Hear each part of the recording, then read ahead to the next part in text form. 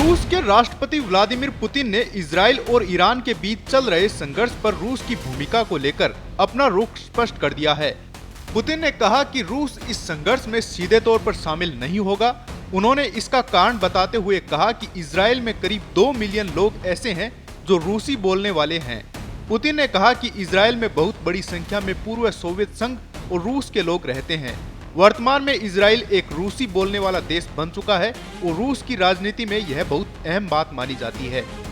इसके अलावा रूस और इजराइल के बीच कई तरह के राजनयिक रिश्ते भी हैं, क्योंकि इजराइल में रहने वाले रूसी लोग रूस की संस्कृति और समाज का हिस्सा माने जाते हैं। हालांकि रूस और ईरान के बीच दशकों से दोस्ताना रिश्ते रहे हैं, जिसको लेकर पुतिन ने कहा कि रूस के भीतर 15% मुस्लिम आबादी है। रूस ने हमेशा से अरब देशों और इस्लामी देशों के साथ अच्छे रिश्ते बनाए रखे हैं। पुतिन ने कहा कि रूस organisation of Islamic cooperation (OIC) का एक पर्यवेक्षक सदस्य है, इसलिए हम ईरान और इजराइल के बीच युद्ध विराम के लिए मध्यस्थता करा सकते हैं। पुतिन के इस बयान के बाद अमेरिका के राष्ट्रपति डोनाल्ड ट्रंप ने रूस यूक्रेन युद्ध को लेकर कहा कि राष्ट्रपति पुतिन पहले अपनी समस्या सुलझा लें और बाद में मध्यस्थता की बात करें।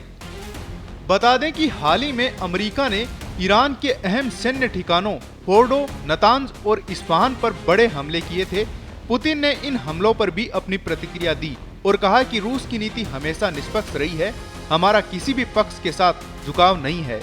इस बीच ईरान ने भी इजराइल पर कई मिसाइलों से हमला बोला है। ईरान के विदेश मंत्री अब्बास अराक्ची ने कहा कि वह तब तक शांति वार्ता में शामिल नहीं होंगे जब तक इजराइल हमले बंद नहीं कर देता। उन्होंने यह भी कहा कि अमेरिका और इजराइल ने बातचीत का माहौल खत्म कर दिया है। यहाँ पुतिन के बयान से यह साफ हो जाता है कि रूस अपनी नीति में संतुलन बनाए रखना चाहता है और दोनों पक्षों के रिश्तों को ध्यान में रखते हुए किसी भी प्रकार का पक्षपाती रुख अपनाने से बच रहा है। इस मुद्दे पर आपके क्या विचार हैं? कमेंट करके जरूर बताएं।